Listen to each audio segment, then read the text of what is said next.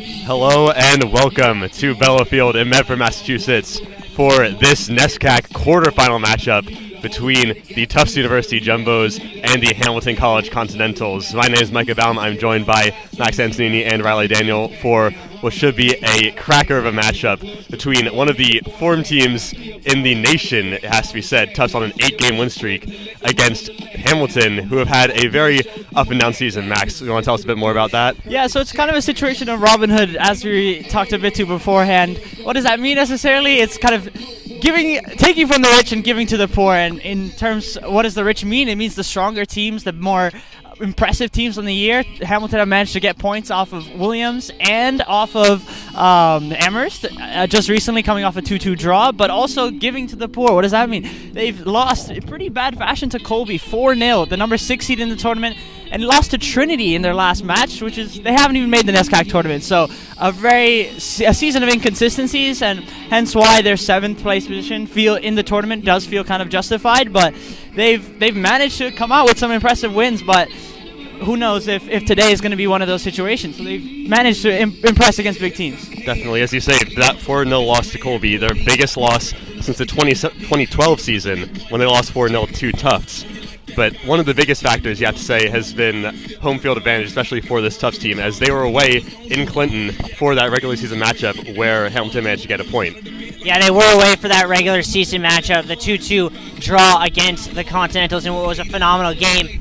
But really, home field advantage is such a pivotal factor at this stage, especially for a team like Hamilton that's 5 hours away. Unlike a team, say, a Bowdoin, for the guys' game, who can drive up this morning. Hamilton had to spend the night in a hotel, and as the players will tell you firsthand, there's just something different about waking up in your own bed and getting ready to play versus having to spend the night over. And so it's really been a factor, especially here. The Jumbos have not lost a game on Bellow in more than a year, so it is a big factor for them to be at home in the NESCAC quarterfinals for the first time in 5 years.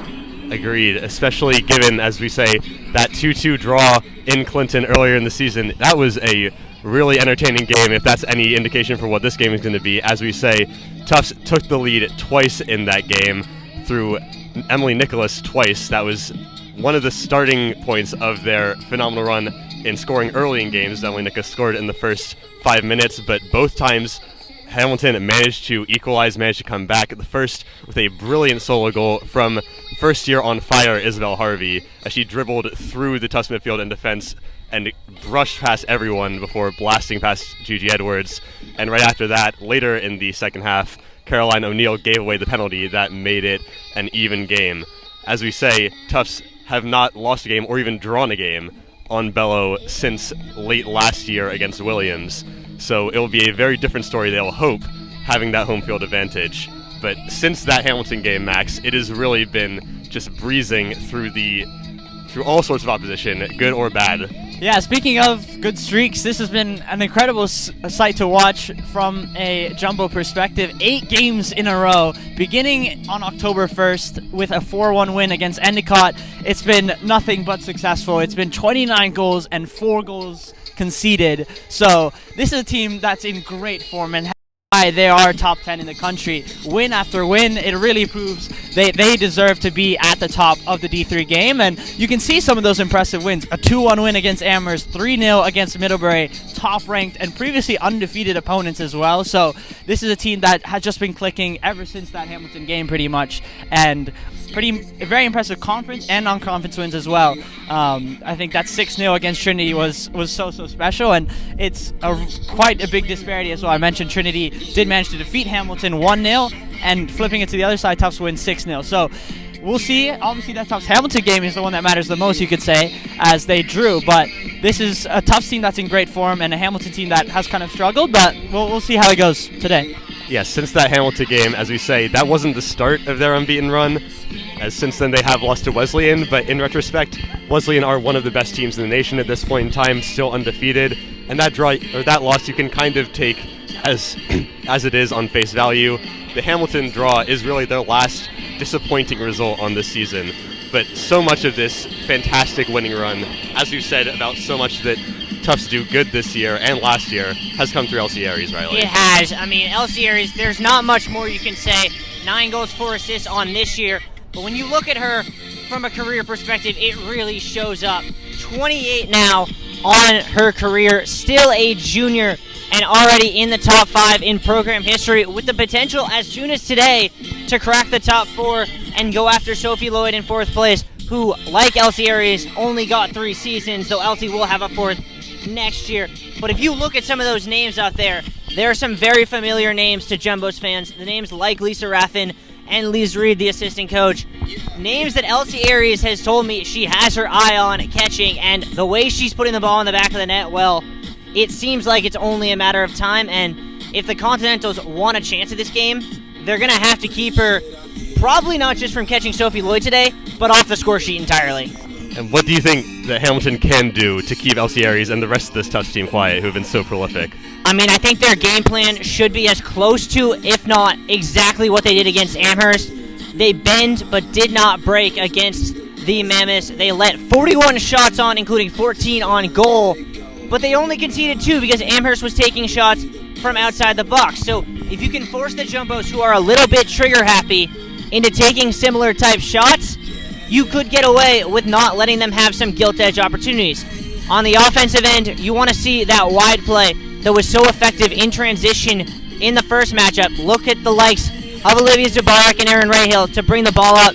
And then we talked about Isabel Harvey, but she's alternating every other game with a goal. It doesn't matter what the streak says. She needs to score today if Hamilton wants to win this game. On the other hand, Max, we've talked about the series enough, but what are some other people that you're looking to today to make the difference? Something that I've noticed that has been so impressive this year, and I think throughout the season, has been the Tufts midfield. It clicks so well. They always manage to find a way to transition from the defense into the offense, and something that I think everyone knows is a threat, both for the Hamilton side and the Jumbo side. They know their strengths. You have the workhorses, Caroline Kelly, Emily Nicholas, the engines of this team. And you have Reese Birch as well, who's always manages to find the right pass. So I think you also have that Tufts the depth off the bench. Aoife O'Reilly, Maren Jones, 2 of the first names that always provide that extra boost to close out halves. So I think this Tufts midfield is one of the strongest in the country, perhaps, and a great reason for their success. And I think, as you alluded to, Elsie Aries I think she'll want to add more. She scored her first ever collegiate goal against Hamilton in her freshman year, so I think she'll look to replicate that. And I think just stick to what's been working, and they should be fine. Add a 9th win to the streak. So, if things do go that way, or whether they don't, what do you think is going to happen tonight? Or today, I should say. Yeah, so in terms of predictions, it's a tough one. It's obviously NESCAC tournament ball. It's a whole different game, pretty much. So it's now or never, but for me, I think Tufts have shown so many signs to continue their streak. So I'd like to say, well, we'll be close. I think the Hamilton are here to play. I'm going with 2-0 Tufts. I kind of like your rationale, Max, though I think there's one stat that really sticks out in my head, and that is the only loss the Jumbos have had in November in the last 24 months was to the eventual national champions Cal Lutheran in the Final Four last year. It is November now. I don't see that streak changing anytime soon. Give me the Jumbos 3-0. I feel like this is going to be a lot closer. As we were talking about pregame, Hamilton is something of a bogey team for Tufts. Tufts has not beaten Hamilton since 2019. They haven't beaten Hamilton at home since 2016. This is the longest active win drought in the NESCAC for any team for Tufts. So I think this will be a tough one, but I still think Tufts have enough to get this one over the line. I think if the 2-2 is anything to go by earlier in the season, I'm calling 3-2 today. But stick around to make sure and see if we get something that exciting. We will be back to you at game time to bring you this fantastic matchup between the Tufts University Jumbos and the Hamilton Continentals. Stay with us.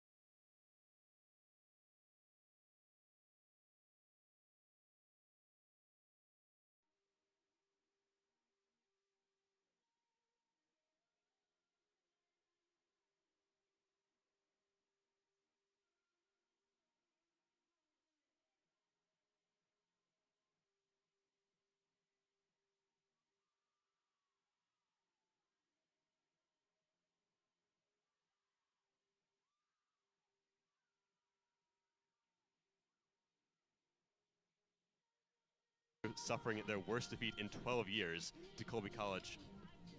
They're not getting us. Okay. We're not getting the audio.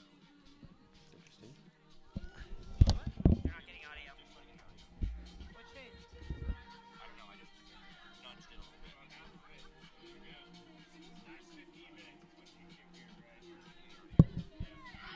Typical. I'm still a little loose. I'm feeling a little push. Talk. Testing, 1, 2. Testing, 1, 2. Am I live? Should I start from the top? Wait, okay, now? Well, welcome back to Bella Field in Medford, Massachusetts. For the opener of the Tufts playoff season, as the number 2 Tufts Jumbos take on the number 7 seed Hamilton College Continentals. Tufts are in the midst of a historic season, coming to the game on their longest win streak since 2005, and just 2 goals short of hitting the half-century mark and scoring the most goals in a season in program history.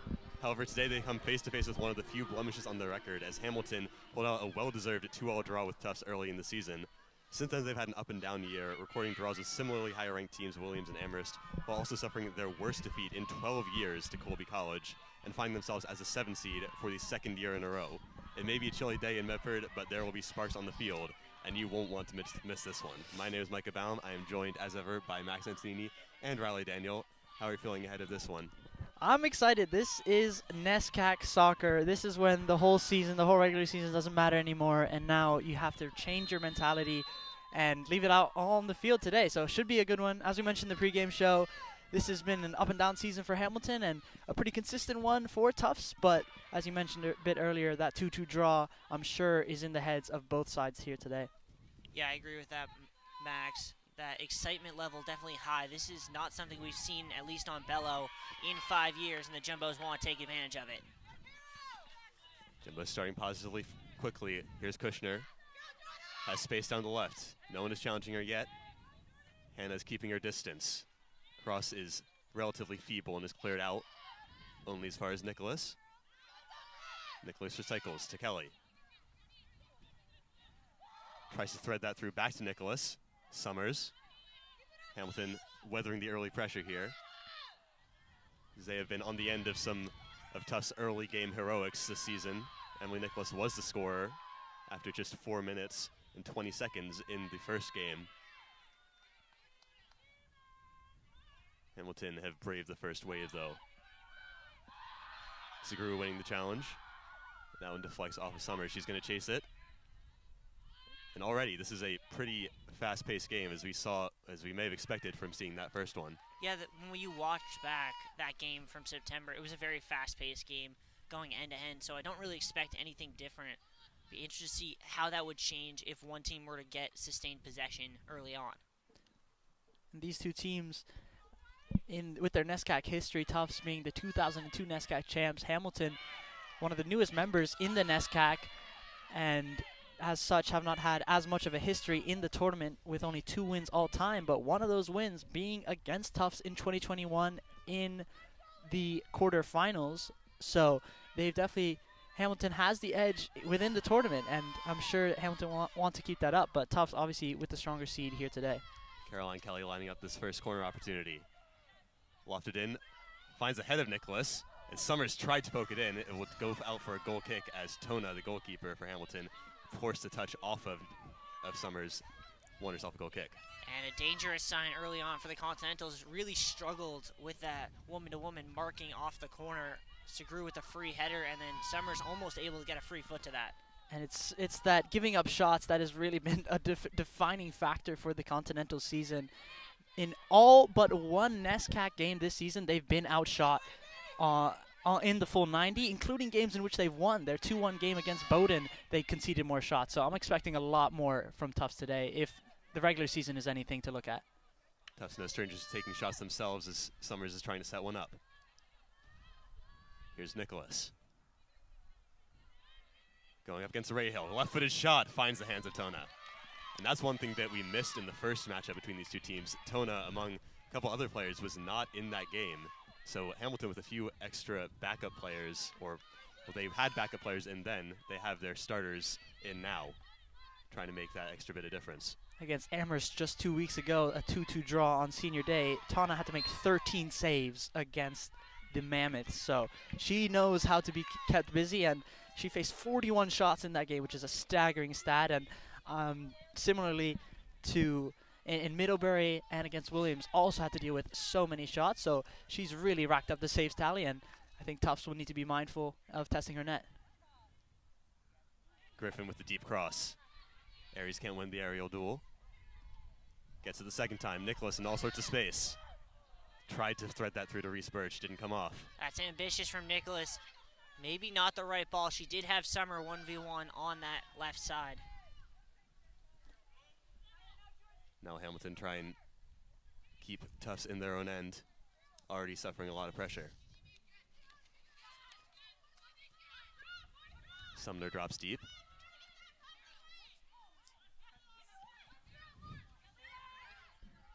Tufts very patient in the back, trying to draw out the Hamilton press. And it's doing a good job. It's kind of creating a gap between that front four and the next line of the Hamilton midfield. And Griffin trying to exploit that gap. That one finds its way through to Summers. It's kind of an incidental 1-2 between the Hamilton player and Summers as she wins a corner for her side. And back again to that Amherst game, conceded 15 corners in that game. So Hamilton, no stranger to withstanding pressure, but something they did really well in that Amherst game was, despite all the shots conceded, they did manage to come out with a point as they equalized in the 89th minute off a corner. In that corner for Tufts, they're asking for a handball. They're just going to get another corner. Yeah. The calls were very audible. Good call there. It definitely hit the hand, but nothing she knew about it. Kelly gets to do this all over again. This one much more lofted. Headed clear. And Nicholas again with another shot early on. Max, there's another corner. You talked about the number of corners they had against Amherst. That was 15. This is number 4. We're 5 minutes into this game. Yeah, I mean, the trends really do show what could happen in the future. It's part of the reason why the stats from this Hamilton side have been so interesting, but Hamilton, no stranger to it, so this is just another day for them. Kelly again with the delivery, headed off the near post, and make that 5. Yep. I think that was going in. Good clearance. Yeah, that was probably the longest Kelly has run so far today, just to run across the field to take the next corner, this time an in-swinger. It goes again. Finds Aries. Cleared away. Griffin. Out to Nicholas. Left-footed cross, looking to the back post. Sumner couldn't get her head on it. And now Rahill's going to try and spring the counter. Good win by Kelly, though. She saw that one all the way through and managed to body Rahill off of it. Nicholas with a nice ball out to Aries is pulled wide. Going up against Hannah. On her right foot, cross coming in. It was behind Summers. It's going to be a foot race here. One in the end by Sullivan. Still, Tufts suffocating in their early pressure. Summers with the cross, finds Sumner. Rolls out to Birch, blocked by 2 Continentals. Now to Sumner. And another shot just rolls safely through to Tona. That was a nice little touch from Sumner, kind of to bring it down out of the air with kind of the back of her foot. Reese Birch had a nice shot lined up, but Hamilton defense standing tall. Sumner is an interesting case as well. No goal involvement since October 1st against Endicott, but has managed 16 shots. Ooh, that is a high foot there from Maddie Ledbury, which I think caught Jordan Kushner in the eye. He looked a bit uncomfortable. Thankfully, top of the cleat, not the bottom, at the least. Play will continue, but as I was saying, 16 shots for Waverly Sumner in her last 3, including 6 against Middlebury and Bowdoin. So I've got my eye on her to get more shots up as well today. You mentioned that, of course, this was the time of year last year when Waverly Sumner really broke onto the scene, took that starting place from Aaron Duncan, and got 3 goals in the last 2, I believe, including that last NESCAC quarterfinal against Amherst. Here's Kelly trying to weave her way through. Cleared away. Sumner intercepts. And it'll be a deep throw-in. Taken quickly. Sumner trying to get it past Hannah. And we said it before. It's going to be corner kick.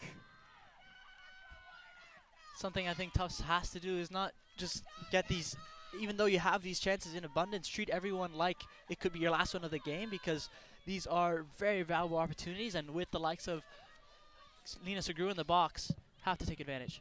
That one sent in the direction of Birch and Segru. Had it clear before it could get there. Griffin now. Ambitious ball looking for Kelly. Can she keep it in? No, she cannot. Hamilton get a chance to relieve the pressure. Yeah, good idea there from Griffin. Just a little too much juice on it. But once again, the Jumbo's just relentless in the pressure. Here's Kramer as Elsie goes to ground. And again, Tufts win the ball with their high press. Birch sends that through for Summers onside. Going up against Buck, trying to turn inside. On her left foot. Cross towards Sumner. Touches behind her. Aries tries to do something with it and is blocked before it can get towards Tona. It's a good clearance in the end by Giulio. I don't know if we have the stat because we're not the Premier League, but I'm pretty sure the Jumbos have more shots than Hamilton has touches today. Yeah, that would be quite the stat, but it's, yeah, as you said, it's an unrelenting press, and for Nicola Summers, another good opportunity. She's been another woman in fine form, NESCAC Player of the Week just 2 weeks ago, I believe. So lots of late season heroics. You mentioned Waverly Summer at the end of last year. Summers doing much of the same with 7 goals on the year so far. Here's Kushner playing a bit of winger. Low left-footed cross. Goes through everyone. Couldn't find anyone on the back post. Anna Griffin running onto it, and it was a nice idea. She had the space, but couldn't get the accuracy. And that's what Anna Griffin brings as that wing back. Just that relentless pace and the ability, when there's the slightest mistouch, to turn it into an offensive opportunity. Yeah, Griffin, a natural winger, I think still does have that eye for goal. So taking that one first time, pretty ambitious, but definitely the right play there to try to keep Tana, catch Tana off guard, but that one a bit too much on it in the end. Ledbury goes to ground relatively softly, but wins the free kick, excuse me. And there's a lot you can praise Hamilton for in the first 10 minutes withstanding this Jumbo's pressure, but they need to get rid of their goal kick being a dump off inside the box immediately, because it is not working. Lauren Hanna finds head of Kramer. Heads it straight up, and again, no pressure. Loose ball just goes straight to Kelly. Hamilton win it back, though. Another interception from Kelly. Hamilton have not had the ball for probably more than 10 seconds total, at least consecutively. It's Tufts possessed in the back again. It's just that the width of the field that Tufts are able to manipulate so well, find those runs in behind, as O'Neill just tried to do. Nicholas playing a much more advanced position today than she That usually is does. a foul. She goes to ground, they're going to call it.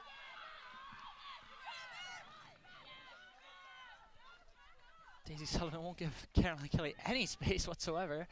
I think she knows that Hamilton backline needs to reset, but another set piece. This is right about This is- the yeah, I was edge gonna of say. Caroline Kelly's range. I wonder if she wants to hit this. She has the power to do it. I'm sure she wants to. She's going to opt not to, though. We're looking for Reese Birch on the back post, and Tona comes out wisely. Yeah, it's a good ball. I just don't think Reese Birch was expecting it. Yeah, it seemed to be a bit late to that run, and Tana quickly there to scoop it up. But that Tufts midfield, as you mentioned, been able to win so many balls back, and I'm surprised the Hamilton midfield hasn't made the Tufts, their opponents' lives more difficult. Great take there from Jordan Kushner. Looks early and often to Waverly Sumner. Here she is against Hannah. Still wants to get on the right, instead goes left. Pops loose to Kelly at the top of the box. Wanted the power shot from the D, didn't get it. This one rolls all the way through to Segru. Griffin. Here's Summers now. Again, Tufts just slowing things down, but not letting Hamilton get a sniff. Or they weren't until Zubarik snuck in and won that from Griffin. Now she's going to try and counter. Has Harvey ahead of her, but forced to turn back. And that is not the ball she wanted to play. It's not, but that's what Hamilton needs to be doing. Use Olivia Zubarik's speed and ability on the ball to hit in the counter, as they look to do again.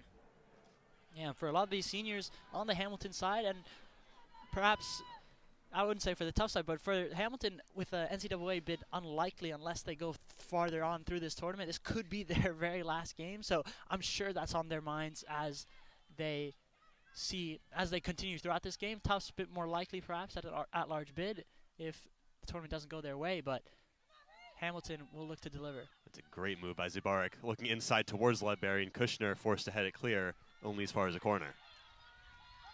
And all of a sudden, you can just hear the first glimpses of momentum being espoused from the fans on the Hamilton side. The bench alert for the Continentals, and up come some of the taller heads for this corner. So they scored a massive goal from a corner. That was Sarah Flood, not currently on the field, against Amherst to equalize that game with just 2 minutes remaining. Can they replicate that magic here?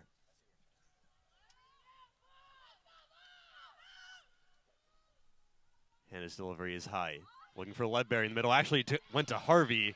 First time we've actually gotten an involvement from her tonight, and it was a solid one, but Edwards had no real trouble. Jumbos have 3v2 if they hurry. Great release from Edwards, I must say, right into the path of Kelly, and she could take that in stride. Now here's Nicholas. Eventually forced to turn back, but finds Summers. That's a good intervention by Maddie Buck just to slow things down.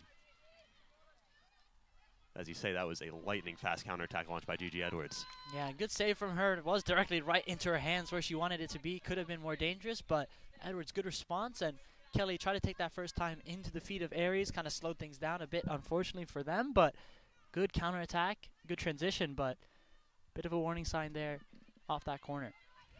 Probably better than a few of the other 6 corners that Tufts produced. Harvey's a real live wire in this Hamilton attack. The only real player in the NESCAC who's managed to keep pace with Elsie Aries in terms of goals. Elsie Aries on 9, Harvey on 8. The only other player to have more than 1 goal per game. Or 1 goal every 2 games, excuse me. So here she is, trying to send that one through for Ledbury, but they were not on the same page. Take under the 30-minute mark in the first half. Yeah, you mentioned Isabel Harvey there. She has 8 goals on the year. She's actually scored in exactly every other match, dating back to September 14th against Wesleyan. And in last game, she didn't score. So if she wants to continue her streak, today would be the day. But quite an outstanding stat. Literally every other game, on the dot, she's been on the score sheet. So Harvey, definitely one to watch out on the field today. Unlucky there on that idea from Waverly Sumner, trying to find Kelly with the reverse ball, but Kelly, a little too ambitious, could not keep herself onside.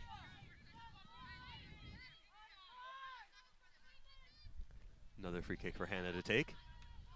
Ledbury misjudged it, and it goes straight through to the feet of a Jumbo. Now Aries with time. Feeds Summers on the right.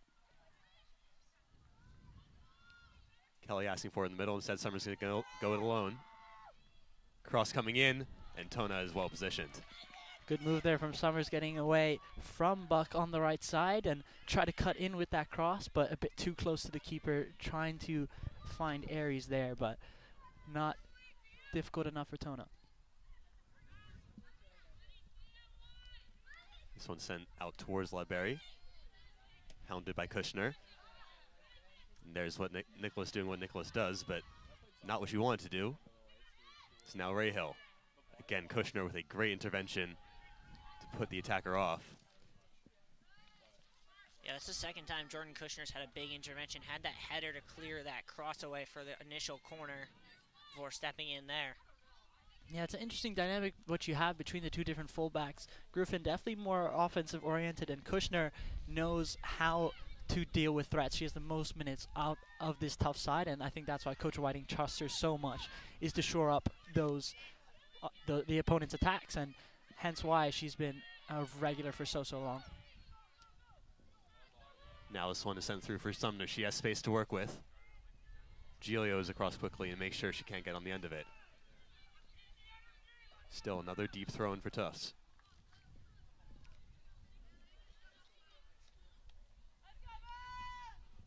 Kushner taking her time, trying to find Birch. And Hamilton deal with it well, but can't keep it in play. Instead, hit it straight into their bench.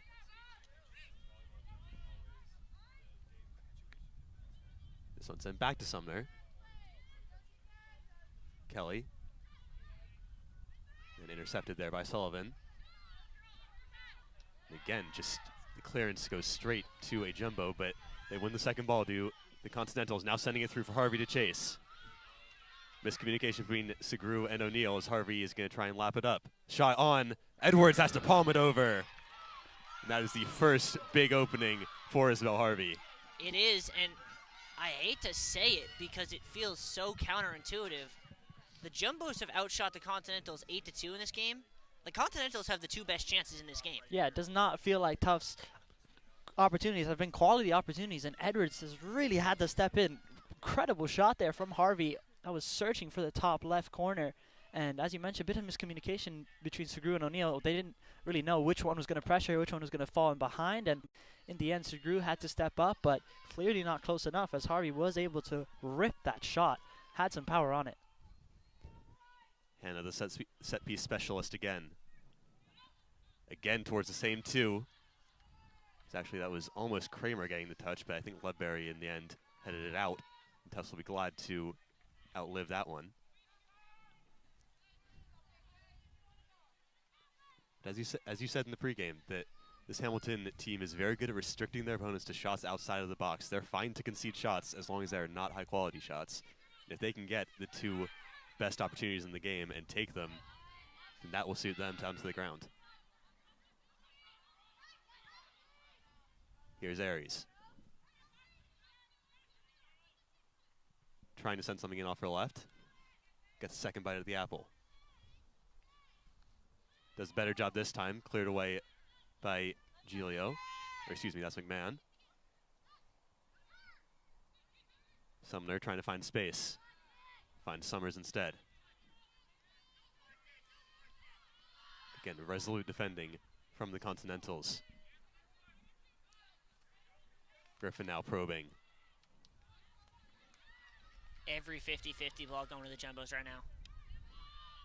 I'd say every 50-50 within the box has been in favor of the Continentals, so it's kind of, they've been able to defend where it matters most and manages to clear out yet another threat. Will be a goal kick for Hamilton. Yeah, you're absolutely right, Max. I guess I should have clarified that I meant 50-50 balls in the midfield, because there has not been a cross from a jumbo yet that has found its target in the box. Unless you count that Anna Griffin chance, but I guess she was outside of the box. Here's about where Summers was when she scored that goal a couple weeks ago. Here's Kramer. Kelly trying to put her off. Only finds Ledbury. Good tracking back there from Sumner as Kushner was out of position. They'll try to rotate back into their assigned positions. It's been a lot of rotation from the Jumbo's midfielders today, as Nicholas frequently, as she is currently the most advanced of the midfielders. What a ball there from Segru. Griffin now. That one in towards Sumner. She can't get a touch. Again, it just falls to the Jumbos. Summers. That one was between Aries and Sumner, and there was no communication. Again, Kushner now has a chance. It'll be another cross.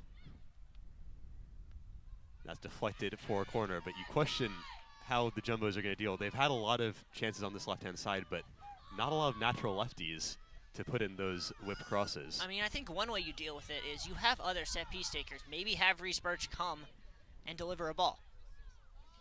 Can have Reese Birch come short instead. She does go on to her left. It's a hard cross, but no one made a run in front of the defender. Still in the box, though. Here's Kelly. Nice turn. And left wide for Birch again. Again, not the ideal cross that the Jumbos wanted. Yeah, not enough on it, but Jumbos will have to get another chance to reset. But I think this is something where perhaps you need to switch things up. Those crosses not working, try to feed a bit more inside, and because Hamilton are prepared for those crosses. Here's Summers. Won by Buck. Runs into Sumner. They're going to call a handball. That is unfortunate. That's really frustrating, I think, if you're the Jumbos. And I'd love to hear our referee consultant, Jake Flossie's thoughts on that, because it's very similar to the one that they didn't call a handball in the box earlier. It's Jake Fossey, one of our commentators for next game, but a certified referee who will try to hear his thoughts at some point today, hopefully. That's a great win by Birch on the sideline, and great work to keep it away from 2 Hamilton defenders. Plays back to O'Neal, who does well to maintain possession. Tufts resetting in the back. Good ball from Edwards to find Griffin, but has to face up Zubarik. Kushner screaming for it. As she should. She had loads of space to work with. She still does, now cutting on her right. Here's Aries. Left-footed shot takes a hit off the back of Giulio. Now she shifts it into the middle for Kelly to run onto. She wanted the shot, but was closed down quickly by McMahon. Turning back, here's Aries. Outside the box, hard shot just over the bar. That was a great look from Aries. A good connection by Kelly as well. She tried to look for a shot herself. When it wasn't working, laid it off to Aries, who found herself a bit of space. And with that left boot, that was a rocket just over the crossbar. But good connections between the juniors. I think it's that 1-2 between the midfield and the attack that has worked so well this year.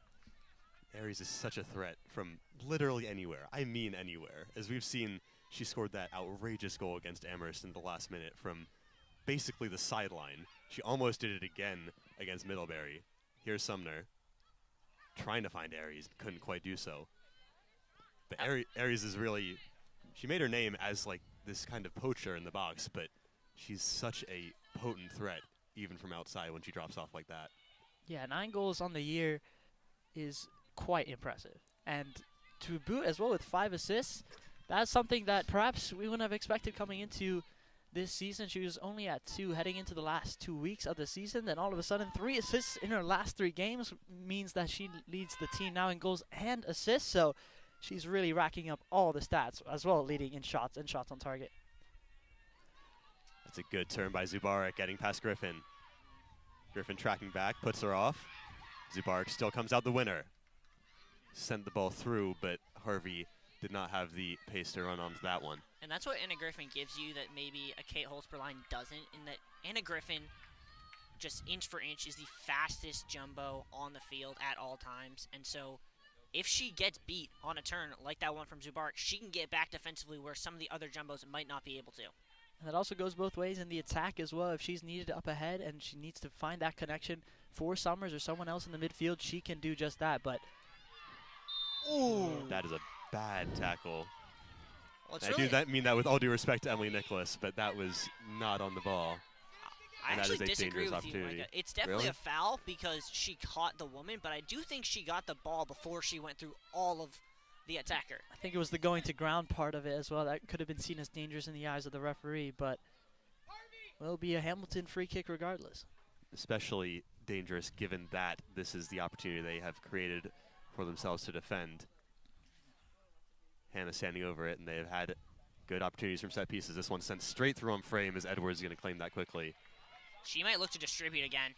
Saw that just a few minutes ago for Kelly. Sumner now going to be the recipient, but Aries all alone. Summer's calling for it on the right side, though. Sumner cuts inside. Finds Kelly. Leaned on by Giulio. Instead goes wide to Aries. And there's that narrow shot we saw, but not on target. But it all stems from that great release from Gigi Edwards. It's there. Every time Hamilton has a set piece in the Jumbo's half, they send up at least 6, and it gives the Jumbos the opportunity to counter if they can get that quick release. Yeah, it's one of those where you need to have the legs for it, need to withstand any pressure, as Kelly did upon receiving that pass in the midfield. Found Aries on the far left side and tried to cut it back across, but a bit too much height on it. I think she was aiming for that far post, but still, more quality chances is what we need. What they need, I should say. Aries is trying to run onto that one, but well, this is around the time in that last game out against Bowdoin where Aries opened the scoring. That's coming right for us. Kushner's going to try and save it before it does so, or instead just let it roll out for her own throw-in. Max, got to ask you, it feels like the way the Jumbos have been dominating but haven't been able to turn it into anything concrete, it might be time for Martha Whiting to think about a substitution. Yeah, and this is about the time she does, about 20 minutes, about 25 minutes into the first half is normally when we see those first midfield subs, but perhaps this is postseason. She's opting to take a different approach, but it wouldn't be a surprise by any means. No one currently warming up on the sideline, though. Aries again has pulled wide. Into Sumner. She couldn't get good contact on it. She'll be frustrated with herself. She knows she has that quality, but a bit of a miscue there. Let it go right underneath her. Again, Sumner is pulled central, and Aries' cross is blocked off of the Continental. She's going to let it roll out for a corner. And the Jumbos have found something in the last 2 or 3 minutes where there's a gap between the right back and the right center back in the Hamilton lines that Elsie Aries is just running through consistently and getting the ball in all sorts of space. Hence why she's been trying to cut back in with that left foot. That cross would have been poised perfectly for a shot, but will be cornered instead. Again, that one sent towards Birch and Segru. Filled clear by Sullivan. It's a good through ball to find Nicholas. She's taking a bit too much time with it. Sends in the crosses. That was Sumner trying a scorpion kick, I think. Kind of a scorpion in midair. That was quite something. I think getting a touch on it would have been valuable in any case. Just create chaos into in the box, but nothing on it for Sumner. But she's feeling adventurous. I mean, Tufts has gotten on the Sports Center top 10 already twice this year, but I think that would have been number one. Pretty.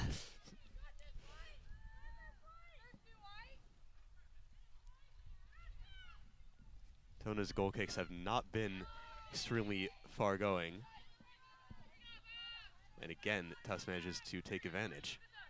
Yeah, it's one of those where off those loose balls from the goal kick, try to take advantage and win those 50-50s.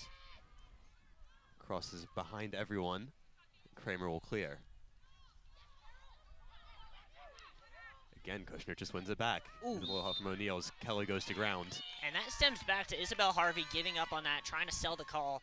O'Neal didn't give up, played through, not going to stop until there was a whistle, was able to win that ball, and forced the Continentals into committing the foul on Kelly. You did mention those subs. It is intriguing. Coach Whiting hasn't opted, at least for midfield Hasn't even swap. sent anyone to warm up. Yeah. Yeah. She's normally very consistent in how she issues her lineups, but I think she trusts the 11 on the field right now. Good delivery, but can't find a jumbo.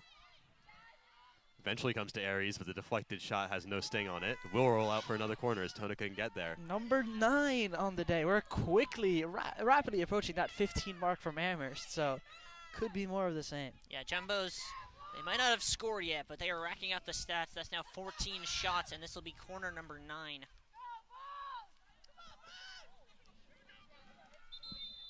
And a delay of game here. Wonder what the issue is. Some question with Lena Screw. And it's really unfortunate for the Jumbos because right before that whistle was blown, they had an opportunity, because if you see where Reach Birch is standing right now and Caroline Kelly is, there were no Hamilton defenders any closer than they are right now. They had a 2v1 set up, but unfortunately they could not get play started in time. With these pauses of play, it is kind of a chillier day than we saw last year in the NESCAC quarters, so you could say that. Need to keep those legs moving. Definitely don't want to be standing still as, 13 o'clock has been stopped for that medical stoppage, but 13 minutes to go in this first half, and you mentioned no tough subs, but will be 3 Hamilton subs soon. Did not have Segru in the box for that corner. As Birch is going to try her luck from far out, can't get there. Now Segru will re-enter, just receiving treatment for a cut on her leg. As Hamilton will make a trio of substitutions to start that trend of the game. Yeah, it'll be Sarah Roth, Abby Douglas, and Sarah Flood entering. And Sarah Flood, the one we were talking about in the pregame, the sophomore from Toronto, has been a real spark plug off the bench for this Continental squad. And the hero on the senior day for Hamilton as well. So Hamilton now with a different look. Tufts largely the same, but going back to that corner, I think they would have liked to have Sugru in the box, but referee not letting her re-enter until the play was taken. So kind of a missed chance there, but Sugru does seem fit and ready to continue.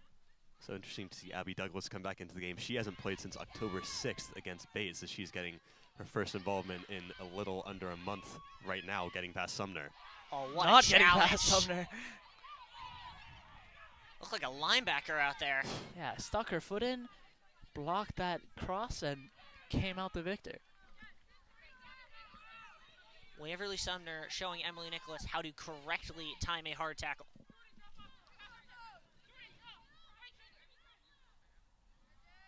Douglas with that one finds the head of Zubarik. Can't control it.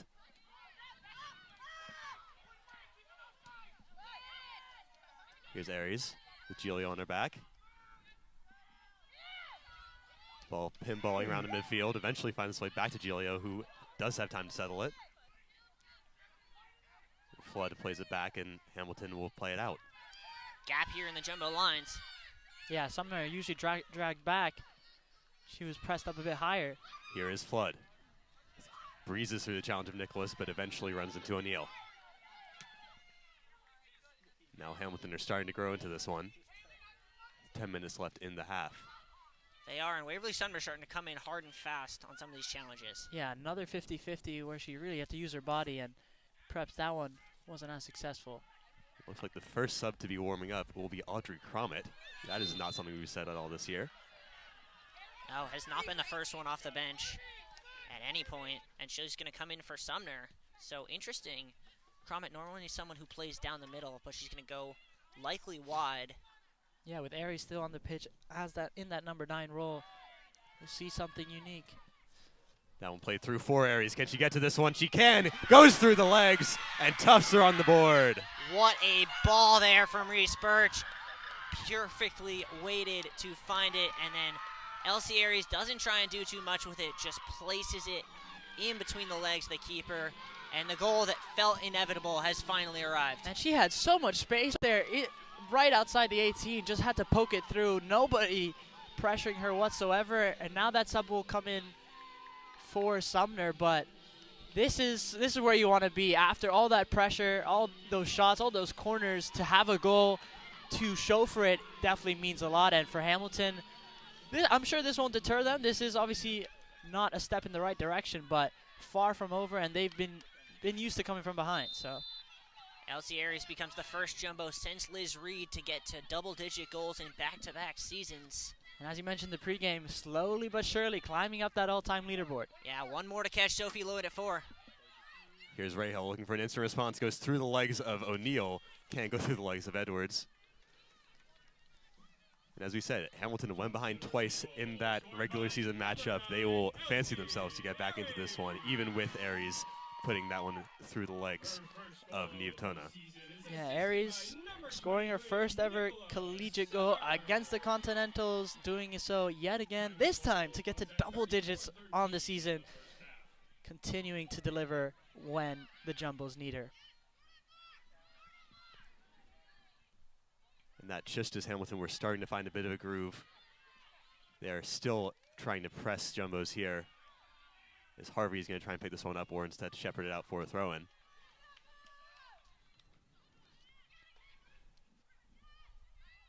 Not the ideal clearance, as O'Neill eventually clears it up.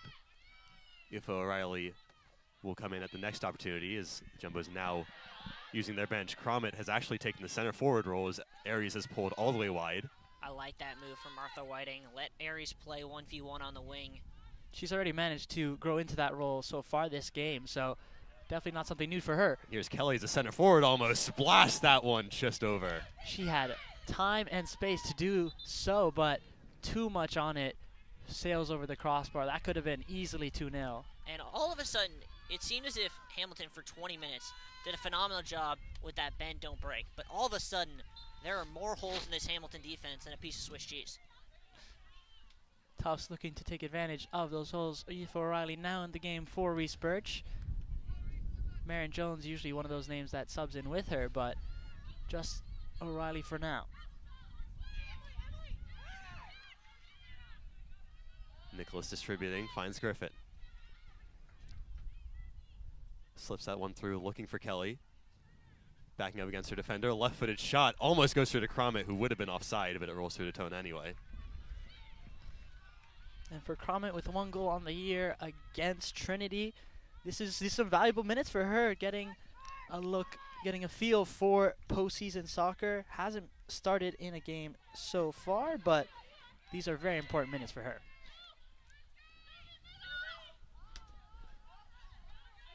And great job there with the double team from Kushner and Aries just to deny Zubarik, but that's a poor throw. Zubarik almost got it right back as Rahil is actually going to go to ground. And another free kick opportunity just inside the Jumbo's half.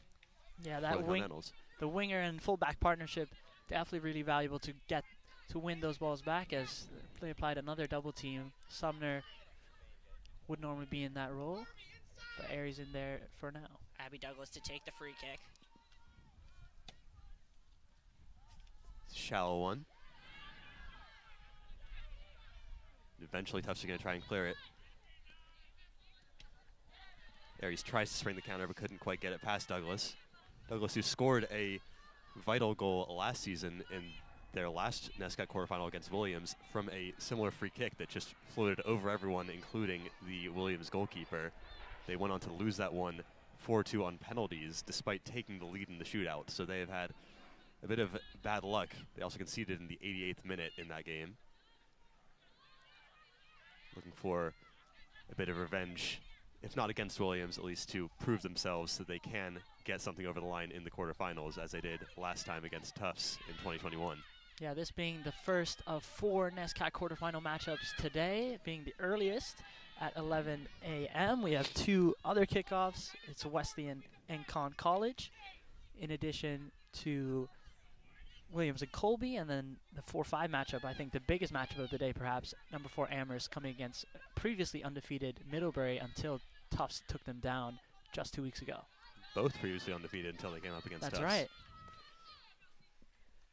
And we talked to Nicholas Summers after that Middlebury game in which he scored a brace. They kind of pride themselves on being the Giants slayers, so I'm sure there'll be much more of that in the postseason. It's a good run from Cromit. She's going to get the luck of the bounce as Giulio couldn't quite control it. Does manage to slow her down, though. Here is Cromit trying to find O'Reilly. Bounces through to Kelly. Now Griffin has space to work with. Scoring up Buck.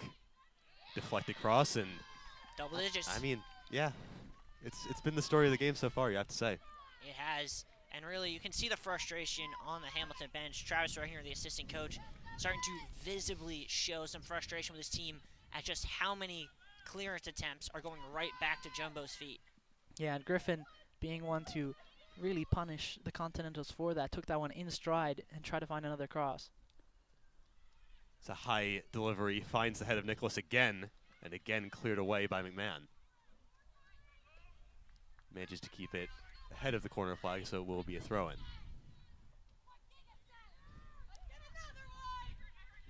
Seen it sent several times towards Segru so far, but she hasn't managed to get her head on it. This one lofted in towards Cromit, trying to turn, double-teamed, and Kramer's going to run away with it. But again, she's going to clear it off with the Jumbo. Will roll out for a goal kick. Yeah, really well done there from Kramer. Was in a bit of a tough spot, but realized she had the end lined as an extra defender. McMahon striding forward, breaking the press, but that is not the pass she wanted. Now Kelly is time to do something. Cromit, 1-2. Back to Kelly. Lofted cross, looking for O'Reilly, but that was too close to Tona. Yeah, it was a nice lofted ball. Just need a bit more on it, perhaps, to find her woman. But good connections there between Cromit and Kelly. And yet another cross, but Tona alert to it yet again. Kushner winning the battle with Rahil. Harvey's putting on the press. The ball only finds Douglas, but she can't keep it in play as Aaron Duncan will check into the game for the Jumbos. Nicholas Summers is going to take her well-deserved break. 5th year for 5th year. Summers will definitely be content with her performance on the right-hand side. We'll get a little break. Interesting to see no substitution for Elsie Aries or any of the midfielders other than Birch. So Nicholas, Kelly, and Aries are going to play the full 45 here. Yeah. Cromit Perhaps that midfield she trusts so much. She wants to see them at least see out this 45, and a full 90 is not something we normally see out of this Jumbo lineup, but usually something reserved for the back four. But perhaps postseason really does change mentalities, and it really is the most valuable minutes of all. Speaking of change mentalities, as that gets cleared away, Gilio and Audrey Cromit both got warnings for extracurriculars after that whistle. Yeah, Cromit lingering a bit too long in front of that free kick in the eyes of the referee. O'Reilly fending off pressure from Rahill. And Aries, again with pressure in the back, couldn't do much with it but put it out for a throw-in. That one goes over the head of O'Neal. Harvey trying to control it. Instead pops loose to Douglas. Good turn to get past Aries. Now into the corner. Back to Douglas. It's Flood trying to find space. And eventually O'Reilly's going to get the all-important touch. But still, Hamilton now looking like Tufts did at the start of the game. Longest spell that Hamilton has had in the Jumbo's end. Segru making sure that streak, that spell does not continue. But a 50-51. Flood to Buck. Back to Flood, but Kelly wisely intercepts. Jumbos have numbers here. That's a great through ball looking for Cromit. She's in a foot race with McMahon and Gilio. Gilio's actually going to win it. Yeah, Aries is someone you'd normally have up there to chase that ball, but since she was playing on the left-hand side, could not go after. But look, she's in so much space, and that's Olivia Zubarek pointing out to her, is anyone going to mark her? I think the answer is no, unless someone changes their mind the next 5 seconds. Yeah, switch would be the right move here, but obviously difficult with all those bodies in front of you. That one sent in towards Cromit. What a fantastic run! But Flag she's is offside. up. That was a lovely bit of play, though. Cromit taking that one in stride and a card. Presumably for dissent, She wanted that one. That is really tough. I'm sorry. You can give cards for dissent, but giving cards for dissent when a player's upset that you took a goal off them in a NESCAC quarterfinal, Oof. it being the first offense, that's brutal. Perhaps the second offense after that warning a bit earlier, but that was immediate yellow card. We're not quite sure what she said, but must have been bad. As you said, though, she would have loved to have that, especially in a NESCAC quarterfinal. That header perfectly placed. Now we have we'll bring in our referee consultant, Jake Flossie, on that one. What were your thoughts? I think the ref got it right there, to be honest. I'm going to disagree with you guys there. She previously had an interaction with a Hamilton player on the sideline where the ref had to talk to both of them and tell them to calm down. Dissenting following after that, I think the ref says, I talked to you already, can't say anything more, I'm going to give you a yellow. So I'm going to say it's a red call from the center there. Thank you, Mr. Flossie. We'll continue to consult him. He is certified in his own right as a grassroots referee. Certified in 3 different states, I might add. That is true. So always good to have an expert on the subject. And for Cromit, we'll have to be careful. I'm sure Coach Whiting would not have liked to see that from her number 9, or current number 9, but plenty of options off the bench in the second half, perhaps. Hamilton still trying to find the breakthrough with less than a minute left in the half. But now Tufts going to try and counter. That through ball attempted, looking for Cromit. Gilio has it, though. I feel like in the discussion about the decision by the referee, we didn't give enough credit to the ball and the run by Griffin and Cromit. That was fantastic work, and Tona was completely caught out. Yeah, it was a great ball and an even better finish. Just unfortunate that she couldn't quite time her run. Looked like a tight call, and I'm sure she'll want it back. Griffin trying to put one on frame late in the half, but that one will float harmlessly wide, and that one will close out this first half as Tufts managed to get the 1 goal on the board from LC Aries to give themselves a golden chance to progress to the NESCAC semifinals. We will be back after halftime to bring you the second half of a fiery encounter. Stay with us. That's the guy's game, right? What? That's the guy's game, right? I want to watch this back because I thought she was home. Wait, they started? A couple guys' games have started.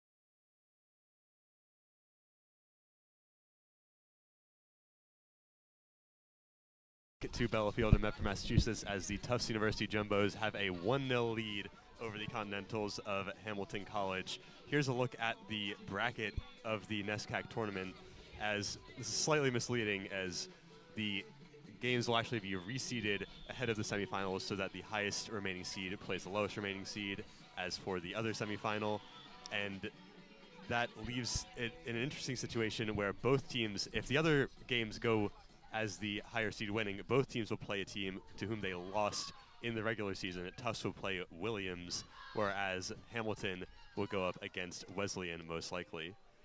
So both teams with some potential bad memories ahead of them in the semifinals. Yeah, the Jumbos, if results hold the way we think they would have a interesting path to an NESCAC title, in that they would in all likelihood have to go through the two teams that beat them to get an NESCAC championship in Williams and Wesleyan.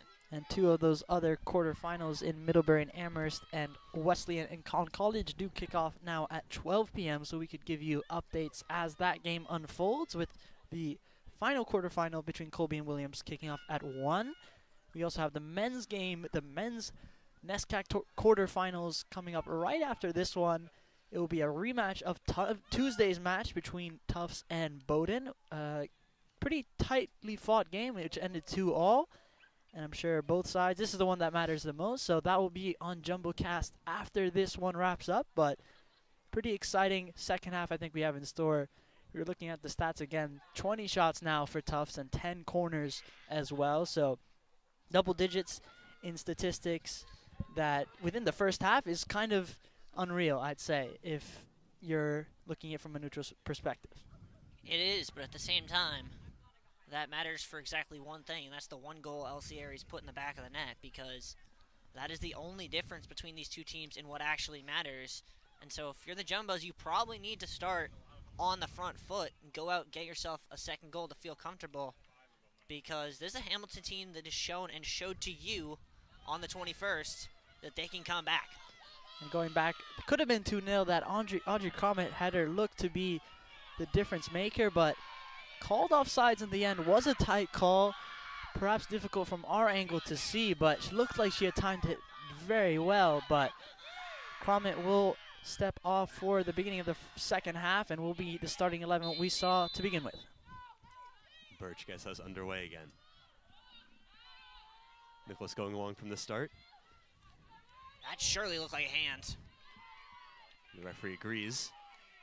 Just trying to get players forward quickly, as Birch is going to take it ASAP.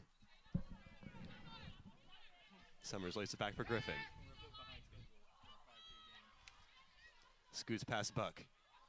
Excuse me, that was past Flood, and it will be another early corner, setting the tone just the way they did at the start of the first half. Yeah, more of the same. Another burst of Griffin pace down the right-hand side. That cross away from Tana, which something we didn't see as much in the first half, and she had to kind of step back as she was out of position, but thankfully for her, deflection came to save her day. But another Tufts corner. What can they do with it?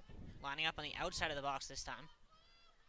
Kelly with another delivery. This time does find Segru, still bouncing around, and eventually cleared away.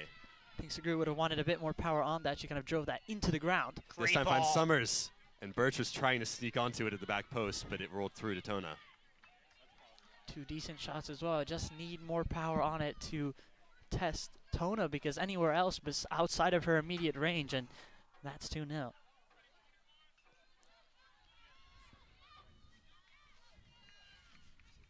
Now going the other way. There's Zubarik, loses out to Kushner. Aries.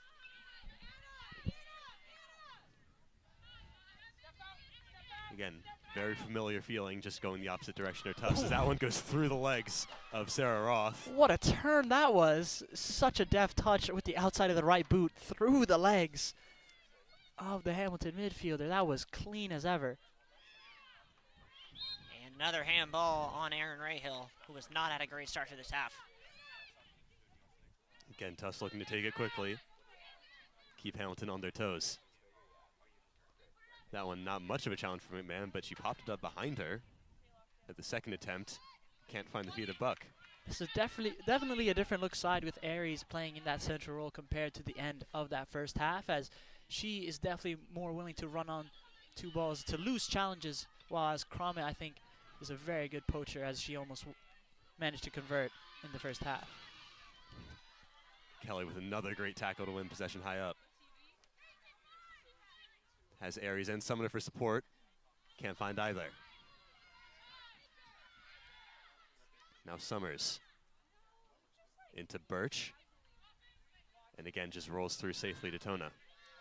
Good idea there from Reese Birch. Just didn't have anyone running up the middle that time to get on the end of it.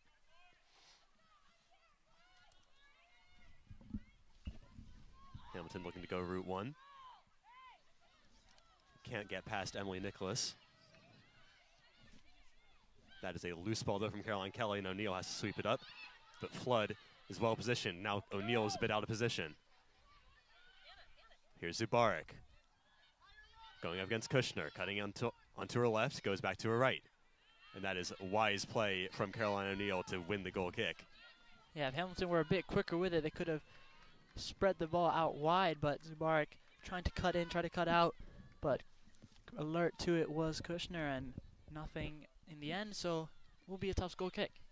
This is Olivia Zubarik's favorite conference opponent. 2 goals, 2 assists in just 5 appearances against the Jumbos.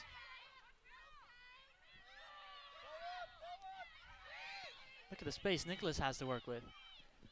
It's a great through ball, looking for Birch this time. She has the pace to keep it in play. Gets it past Buck, finds Summers. And that was Sullivan streaking in to make sure that cross didn't get anywhere near to Tona's goal. Now Griffin has time. Great ball towards the back post, looking for Kelly. And didn't get the good contact on it, scuffed it into the ground. Hamilton cleared away. Great ball from Griffin, floated high and perfectly placed on the edge of the 6 so that Tona couldn't step out, but Kelly could step into it. But unfortunately for her, she kind of mistimed her shot, and that one wasn't even a shot even. She kind of just got a foot to it, but if she had timed that one first time, that would have been a beautiful connection. Erin Rahill did her best to spring the counter, but was dealt with well by Kushner. Now Griffin has space again from right back. Midfield just letting her walk through. I mean, Sumner wants it. You see Daisy Sullivan thought about the press, but stepped off instead. Douglas gets a good step for the clearance. Seguru wins it, and Giglio's on the ground. Jumbos need to just put this out of play. Hamilton does that job for them. Giglio will receive treatment. I mean, that ball from Anna Griffin, it's what we were talking about in the first half, where she was hitting those a little bit too short, and they were getting caught out by some of the heads of the center backs in the middle of the box. That time, a little more juice on it, almost overhit, and it finds that beautiful back post run from Caroline Kelly, who everyone, I think, thought was going to put that in the back of the net, and almost seemed shocked with herself that that did not end up anywhere on target. Yeah, she's been a name to watch for good goals on the year, with six goals on the year. So she has been one with the eye for goal, and you know, to be in the top 3 of this Tufts side that has already produced so many goals is definitely an impressive feat. 48 goals on the year, which is already more than all of last year, including their NCAA run. So this has been a team that can produce, and that's another reason why. You didn't mention it, but that Aries goal did put Tufts level on 49 goals with their highest ever scoring season, the 2000 season, when they made it to the national final. I have a sneaking suspicion, and who knows, maybe they'll prove me wrong, that they're going to break that record. I think that's a pretty safe bet, I'm going to be honest with you.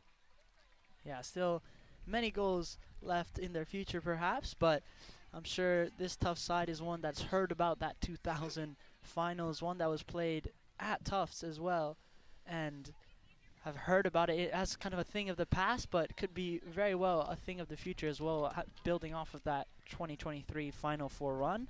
So for a lot of these players, very fresh in their minds and something I'm sure they want to repeat, but it all starts here. We know that men's lacrosse team story was quite something as well.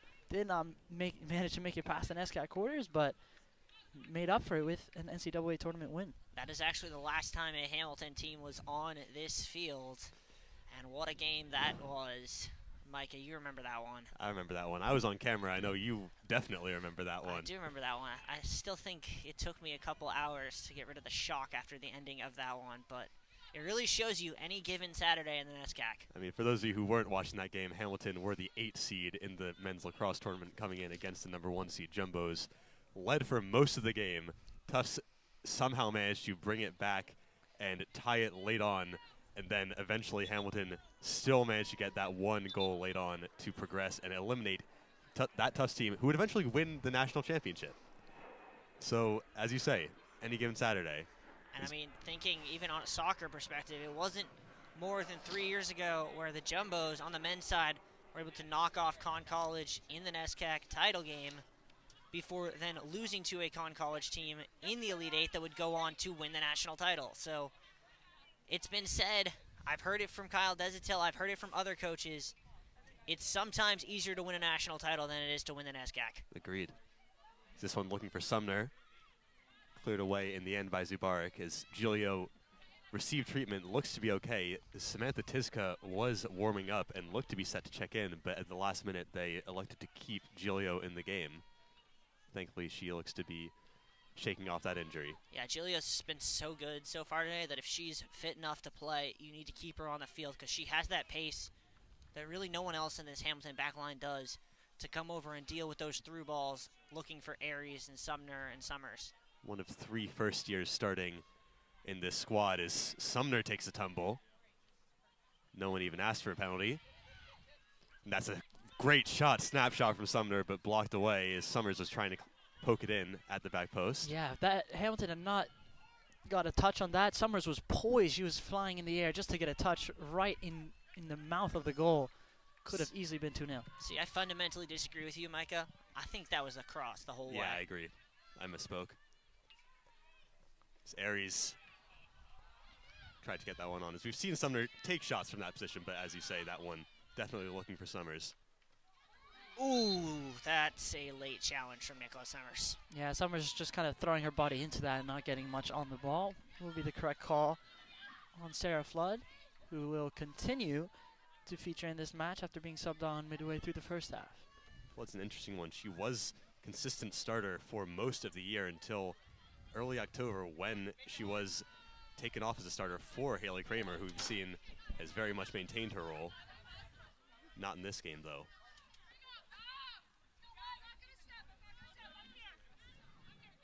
Griffin with the throw, finds Summers. And Flood with the intervention as that one goes straight into Cromit. Looks to be laughing, but I couldn't quite tell from the initial reaction whether that was really a dangerous ball. She's laughing. Marin Jones is laughing at her. Jumbo's bench having a grand old time. And what was the call there? Referee pointing directly at Aries with a very accusatory finger. I did not see that. I was watching the ball. I don't know. Whatever it was, the referee was determined about it. Yeah, referee making sure that his warnings are serious and should be taken with all sorts of understanding. Here's Buck as Hamilton try and push the Jumbos ever deeper. Wins a deeper throw for herself. Harvey is showing for it. Instead, goes to Flood. Nice turn to get past Birch. Can only find Kushner in the box. This one pops free. Roth is trying to get a shot away. Comes through, and that was saved just wide by Aaron Ray-Hill. What a save from Edwards, pushing that one onto her post. I mean, that came out of nothing. Tufts with a miscued clearance. Kushner tried to clear out with her thigh, and then another whiffed clearance. But Edwards has really saved Tufts' day so far. It could have been 2 or 3 goals for Hamilton, if not for her. Yeah, Gigi Edwards standing on her head to keep this one scoreless. Yeah, the stats perhaps are misleading. You see those 20 shots into 6 of Hamilton at the beginning of the first half. You think Tufts were in charge the whole half long, but Hamilton proving they know how to create quality chances. Kelly flew into that challenge, missed it completely. Here's Flood. Trying to get past Birch. He's already done so once well and goes to ground, wins a smart free kick. Birch is upset. Yeah, Birch is upset. There was definitely contact there. I think Birch was frustrated. It looked like Flood kind of made no attempt to stay up after the contact. But going back to that Edwards save, I mean, great job to get down low and push it away. You have assistant coach Oli Gunnarsson, I'm sure. Here's Zubarik's delivery. Edwards called into action, takes the tumble, and they're going to call a free kick. Keepers obviously have protection in those situations, but yeah, Oli Gunnarsson knows how to coach a quality goal stopper.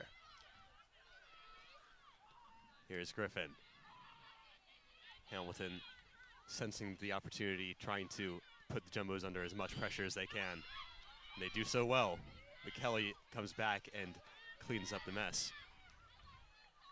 It's a bit of a mess here in the back line. I mean, some loose passes, pressure from Hamilton really causing trouble. Sullivan pressing Birch. Just forcing her ever backwards. Tufts refusing to clear it. Eventually they win a goal kick, but again, just being forced as close to their own goal as they can by the Continentals. And I really don't like what Gigi Edwards is doing right now. This is where, if you're Caroline O'Neill, you're the senior captain of this team, you need to say, this is my goal kick, I'm getting it out of here. And you could see Segru gesturing, just calm it down, take a breath, a bit too hectic for her liking. A great turn by Jordan Kushner to relieve the pressure, but that's not the best pass. Some more miscommunication, and Kushner will get a chance to redeem herself. Another trio of substitutions set to check in for Hamilton. Big intervention there. Giglio cuts out the through ball, finds Zubarik. Kelly can't keep her footing, and Sullivan will have plenty of time. Plays back to McMahon. Segru with a great step goes to ground, and another free kick won. Yeah, well done by Segru. Saw that one all the way. Managed to get her body in front of the woman and the ball. Draw the foul. Take your time. Spurs jobs to take it quickly, but I think this is one where Tufts need to calm it down. As one mistake and it's all even. So. Oh, gorgeous ball. Emily Nicholas now playing his right winger, trying to cut it onto her left. Finds Aries. It's a good intervention by Sullivan. That one sent towards Harvey, can't win the header, but Zubarik will take control of the second ball. Finds Flood. Nicholas looking gassed. Did not get a rest in the first half. Yeah, perhaps some of these players not used to these consecutive minutes as we... I got it, guys. Well done, Max. Nice touch. Yeah. Will be a tough throw, but yeah, as I was saying, some of these prolonged minutes can really have an effect on you, especially when you're making those higher runs, as Nicholas did. Summers upset. She thought she was fouled, and then all sorts of contact. Hamilton trying to substitute, and we just play on. It's really starting to pick up now. It wants subs. Eventually they're going to get them, as it will be Kramer coming in for her reappearance, as well as Gillis and Yee for their first appearances of the day. Travis Regner, the Hamilton assistant coach, had some words for the AR about not getting his substitution on that throw. Kramer trying to get an instant involvement. Instead, Birch just lays it off for Kushner. Press very high from Hamilton. Edwards trying to break one line, going towards Kushner. Yeah, this Hamilton press really trying to jump on every opportunity. Tufts just need to be cautious with where they're placing their passes. That's not exactly cautious from O'Neill. Rahal trying to keep possession. Looking for Zubarik. Can't do anything with it. It goes out for a goal kick. Maybe the benefit of Hamilton having saved so much of their energy in attack in the first half is now they can spring this press and really make the Jumbos uncomfortable, especially with those new substitutions in Gillis and Yee. Plenty of freshness in their legs. Sumner. Good ball. Great work to put that one through to Kelly. Has going up Reese against Birch Buck. far side. Stead goes middle, looking for Aries. Julia went to ground again, but gets up quickly as Aries striding towards goal. Goes past Douglas. Cross coming in, bounces off the near post, and it will go out for yet another Jumbo's corner. Yeah, seemed to take a deflection on the way in, but good change of pace from Aries. Looked to cut inside, then moved out, eventually opting for a low cross across the face of goal. Wins her side yet another corner. What can they do with this one? Segru is unmarked at the back post right now. That's about where they're going, but it got intercepted before they could get there. Rahal and Aries going in battle for it. Rahal comes away. She's all alone. Oh, that is good call. It's great work by Birch to win that, and then eventually wins the free kick. She's going to take it quickly, looking for Summers. And a good intervention by Maddie Buck. Yeah, Buck kind of throwing herself at it. Managed to get perfectly placed header away from from her box. Now here's Zubarik as Hamilton looked to counter. Has the overlap from Douglas. She's sprinting past Kushner. Good battle from Kushner. Kushner gets the touch in, but Douglas gets around her. Cross coming in, looking for Kramer at the top of the box, cleared away. Good job there from Segru to get rid of that. Now Tufts is going to counter as this game is really starting to open up. Sumner calling for it on the left. The Summers see her. She has the space, but intercepted well by Daisy Sullivan. Clearance is not ideal, but Birch overextended, couldn't get there. And back the other way we go. Gillis. Jumbo's midfield starting to look real gassed real fast. Griffin won the ball, but overran the tackle. Now Rahal has a chance. Cutting inside. You make sure not to commit any fouls here as you're pounding that ball, as set pieces could prove dangerous, especially with those tired legs. Here is Zubarik. Into Rahal. As Kelly gets the swing at it. Came off of the Hamilton attacker, so good clearance by her, and Tufts will get another chance to reset, but again, need to keep your cool. Now 28 minutes to go in this second half. Obviously you want to see out the result, but I think a second goal would put you much more at ease than you were just to hold on to a 1-goal lead. I absolutely agree with that, Max, but I think if you're Martha Wedding, you got to go to the bench. You got to go to Aoife O'Reilly or Marin Jones, give Nicholas or Kelly just 10 minutes to catch their legs a little bit more so they're good for the last 15. Yeah, I think stick to the formula that has worked so far. Interesting to see her switch things up when it matters most. Birch losing out there again, so Neal has to make the intervention to save her. Kelly looking for a long ball early to Sumner. She has space, forced a bit wide, going against Douglas. There's that pace, but Douglas gets back and concedes the corner. Yeah, Sumner just couldn't get around Douglas. She tried to sneak inside. Douglas with a firm forearm on Sumner's back, so creating that pressure, but Tufts, Sumner perhaps the winner of that battle, as there will be another corner. Will likely be another swung-in ball. Segru has been primed to take advantage of those chances, but hasn't managed to deliver on a header. We'll see if that changes. Corner kick number 13. I think Kelly's taken every single one of them. That one aimed towards Summers, actually, and Segru did get the head on it, not on target. Yeah, Segru, not quite the placement she wanted, kind of came off of her back as well, so I'm sure, yeah, this is nothing new for Hamilton. As we said, 15 corners against Amherst, so they know how to deal with them. Great play there by Summers, that little dummy, to just let it roll out for a jumbo throw. It's really a contrast in the two coaching styles. Hamilton about to make their third change of the half. I think fourth even. I meant third substitution window. I think it's actually 7 changes they've made total in this half. Jumbo's have only made 1 change on the day. Will be Maddie Loveberry coming back into the game, who had a pretty solid role in the Hamilton attack in the first half. Trying to make her impact in the second. As here's Kelly looking to make her own impact. Low cross in.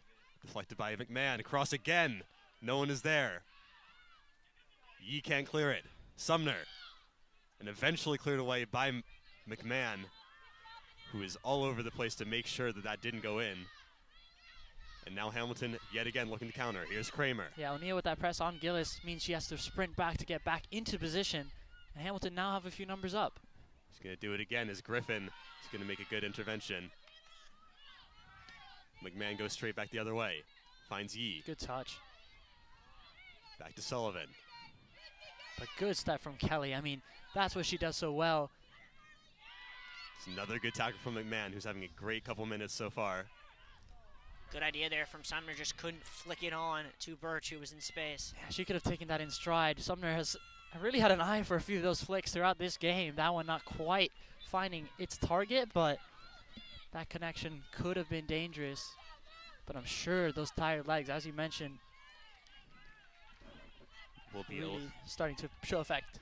Will be Olivia Zubarik taking a break, but I will be shocked if we don't see her again before the end of this game for one last push, should Hamilton need it. At the moment, it looks like they will. That one sent long towards Gillis. Cleared away by Kelly. It's kind of shocking when you look at the stat line from this game that it's only 1-0. There have been 31 shots, a combined 15 corners. Combined 10 saves as well.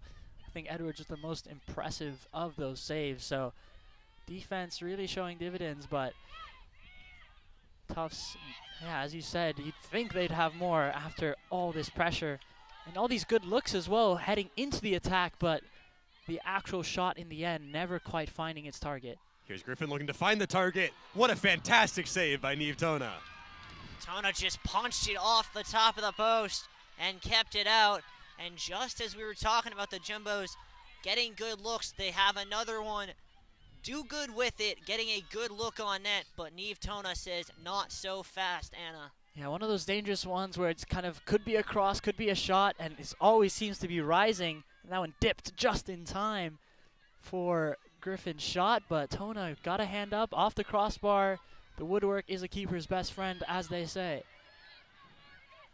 Now here's Yee. Kramer with a nice move to evade Kelly. Tufts back defensively, and Elsie Aries doing great work to win that ball off of Sullivan. Yeah, I don't think Sullivan was aware that Aries was right in behind, as Aries really snuck in, took that one off her. Communication would have been needed there. Both keepers definitely earning their spots in the starting 11 today. Is that save from Tona almost reminiscent of the one from Edwards earlier from Harvey? From Harvey's shot from outside the box, just managed to tip it over, even though it was a very well-placed shot in terms of height. Yeah, Tona with the most minutes out of the Hamilton keepers, but you also do have sophomore keeper Olivia Connolly, who has started in some big games in her own right. 5 starts on the year so far, so kind of could have been a toss-up for Coach Gilligan, but I think she opted with the right choice as really saving the day on that Griffin shot.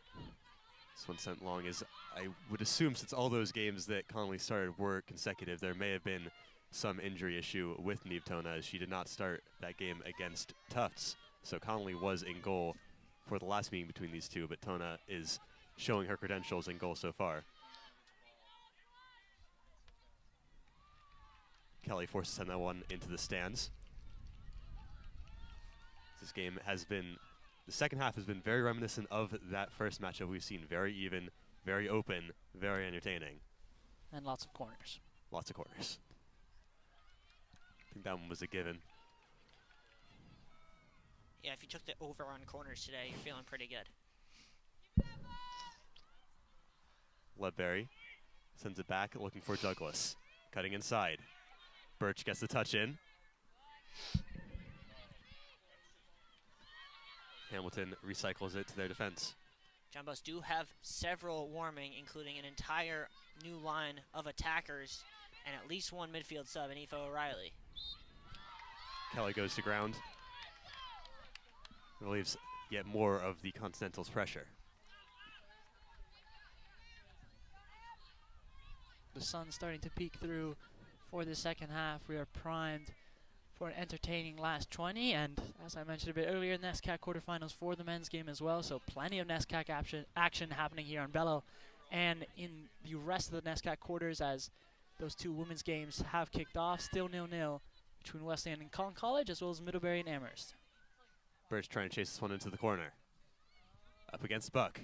Step over after step over. Low cross is cleared away by McMahon without too much challenge. The real challenge is for Gillis to keep it in. Can't do it without giving it to Griffin. Nicholas avoiding the challenge of E. It's a dangerous ball, but O'Neal managed to nip in there and make sure she kept it. Yeah, good step there from O'Neal, as Raheel would have been ready to pounce on it. Jumbo's going to make a wholesale line change up front. Cromit, Camille Liu, and Aaron Duncan, as well as Aoife O'Reilly going to check back into the midfield.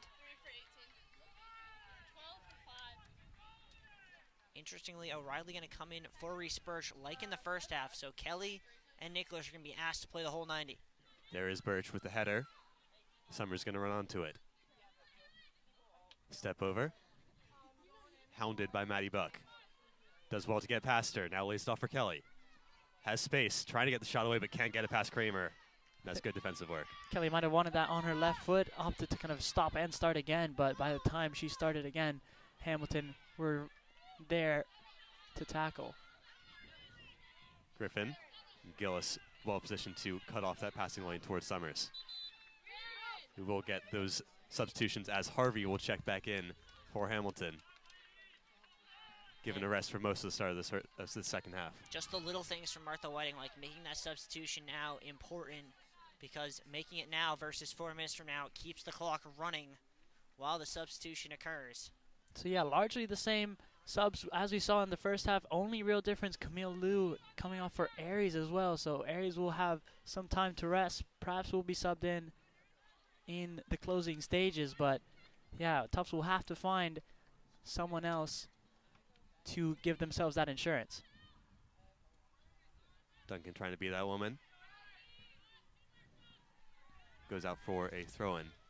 As you mentioned, Whiting, one of the most experienced coaches in the NESCAC, the longest-serving NESCAC women's soccer coach, going up against one of the next best in terms of time serving, Colette Gilligan. A combined 48 years served as head coaches. There's no lack of experience on the sidelines for these two teams, and you can see it playing out on the pitch. It means both coaches have been coaching since before any of their players were born. A 5-time NESCAC Coach of the Year and Coach Martha Whiting as well, so this could very well be another year for her. We'll say, Riley, definitely don't tell the coaches that. Yeah, I might not. Here's Kelly breaking 3. Tries to get that one, but slipped on the contact, and it was blocked by Giulio. Cromit trying to send that one back through to Duncan. Buck sends it out for a throw. And this suits the Jumbos to a T. Slow play in the Hamilton half with the clock continuing to run.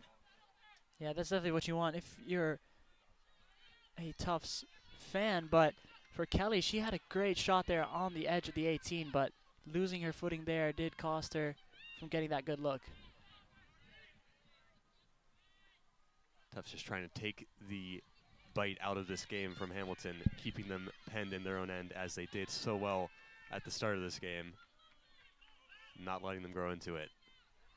Here's O'Reilly. Great work to fend off Kramer. Still going past Kramer, but Giulio sweeps it up. Now she's going to drive her own. Looking for Ledbury, and Segru stepped, eventually manages to recover. Giulio still going from center back all the way up. Ooh, Giulio with a bit of a shove there on Segru after the win. Perhaps frustrated with how that one turned out, but need to be cautious here. We know the referee is not one to be messed with. Yeah, Audrey Cromit will tell you that firsthand. Good win by O'Reilly, but still, the second ball perhaps more crucial. A wrestling match at midfield between Harvey and Griffin. I think Harvey will take that one. And down is Maddie Buck. She wants the substitution. Lauren Hanna was already set to check in at fullback. So not much change in the order of events there. Clock now stopped for that pause and play, but yeah, some heated battles in the midfield between Griffin and Harvey. That was as a wrestling match, as you said, It's a great ball from McMahon, headed on by O'Neal in the end, and Edwards is going to roll in and sweep it up. Yeah, you did not want to flick that one on for a Hamilton attacker to latch onto, but thankfully for O'Neal, Edwards saw it coming. Good step there from McMahon. Hamilton now playing with 2 up top, both Ledbury and Harvey, trying to run at this Jumbo's defense. And it might become 3. Olivia Zubarik getting set to check in a second, getting instructions from Colette Gillian.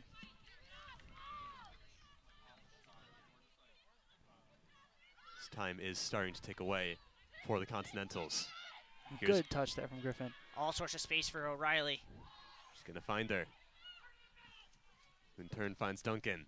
Crosses early towards Cromit, headed clear by Giglio. Yee with a wild touch, and O'Reilly nips in to take it away. Back to O'Reilly. Gets the cross past Kramer. Cromit is a bit deeper than she'd like, but still tries to take the shot. And eventually it'll be cleared away by Hannah. Back towards Cromit now. O'Reilly doesn't have anyone in the middle to aim for. He was trying to get it to Kelly. And eventually Hamilton managed to marshal the situation. Not very far, though, as Kelly's going to look to go again. Kelly's going to be pushed all the way on the ground. Jumbo's bench incredulous that was not called. Hamilton are not taking their time on that one, though, as Griffin misjudges the run of the ball. She'll be thankful that Kramer took the fall on the turf. She's still alert to it, and that pressure does win Hamilton a throw-in, so need to be cautious of that pressure. Feels like some tired legs starting to show. This one into Harvey. Laid wide. Cross. O'Neal with a no-nonsense clearance. You wonder at what point Martha Whiting might look to the bench, not really to replace players, but to make a formational change and add another number or 2 to the back line. Yeah, having 5 would definitely shore up some of those weaknesses perhaps out wide if one is out of position, so definitely not out of the cards. Here's Douglas trying to get past Lou. Eventually just lays it back as Kelly's trying to set stance in midfield. Goes well past her to Harvey. Out wide to Kramer. Going up against Griffin, who does well to put in the tackle. Really great job there from Anna Griffin. Good job to get that clearance away as well, as we've seen that second ball can be so difficult to get onto, but Tufts will take that throw in quickly.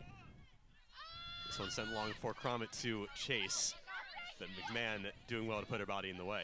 Yeah, Cromit having words with the linesman as well. She needs to be cautious, but can understand her frustration as McMahon definitely was not playing the ball. Yeah, the AR that time actually told Cromit, I see it, I'm going to call it next time. Dangerous ball from Kelly. Nicholas manages to flick that one wide. Kushner's going to run onto it. Gets past Rahill.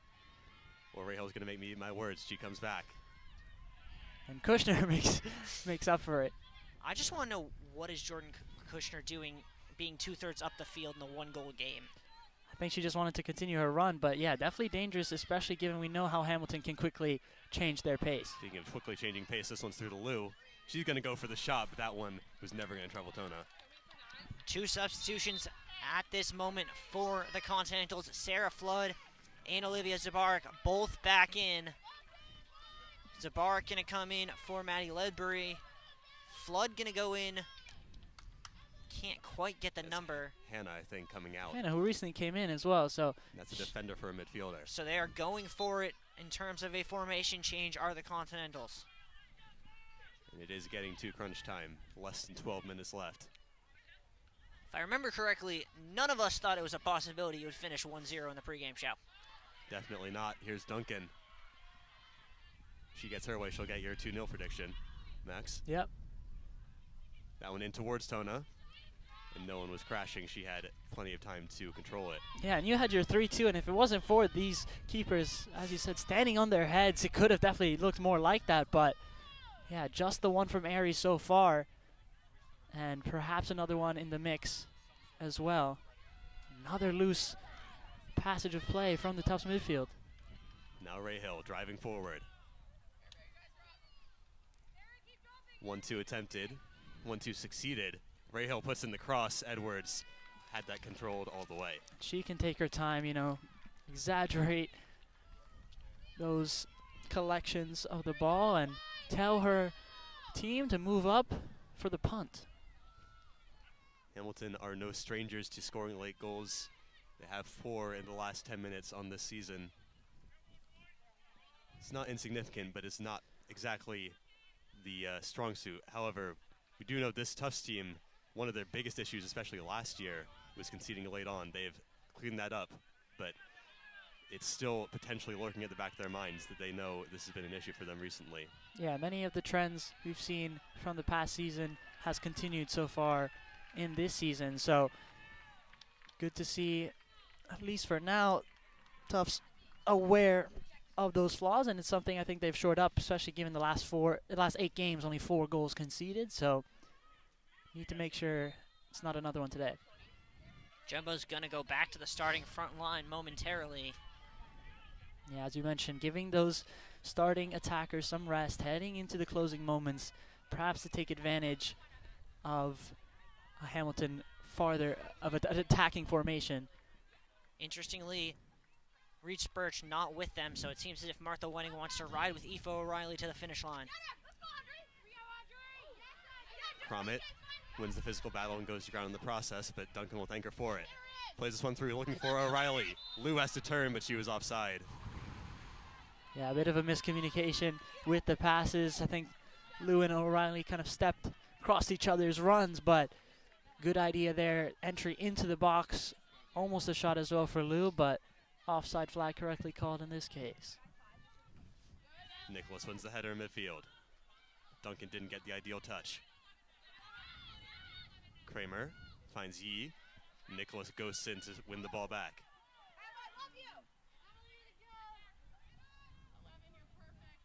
Now Lou.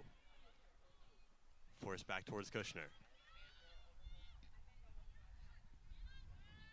Finally, Tufts managing to get some space and time in midfield as Kelly, as soon as I say that, is brought down.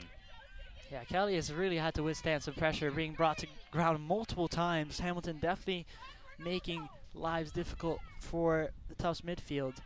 But for Tufts, this will be another good opportunity to let the clock tick down, take your time, and perhaps create something out of it. Yeah, Caroline O'Neill knows that better than anyone. Taking her time before sending it long. That one in the vicinity of Duncan, but she'll get the second ball instead. Trying to win the third. Here she goes, Duncan into the right corner. Still with it. Kramer, or tries to. Kramer says no thank you. Now Hamilton have their own possession, trying to get it forward as quickly as possible. Here's Zubarik, does well to turn Griffin. And Hamilton have a 3-on-3. Advantage not drawn back there, as Griffin was hounding Hamilton, but Tufts ball, it will remain. Griffin with the deflected ball forwards. That came off an arm, it looked like. That was an interesting passage. Definitely seemed to be at least somewhat purposeful from Giglio, but Tufts throw in the end, and now those starting 3 attackers will come in: Sumner, Aries, and Summers for the final 7 minutes 30. And these are 3 who are very good at holding up the ball, which they'll be asked to do as it's about time to start heading for the corner flags for the Jumbos.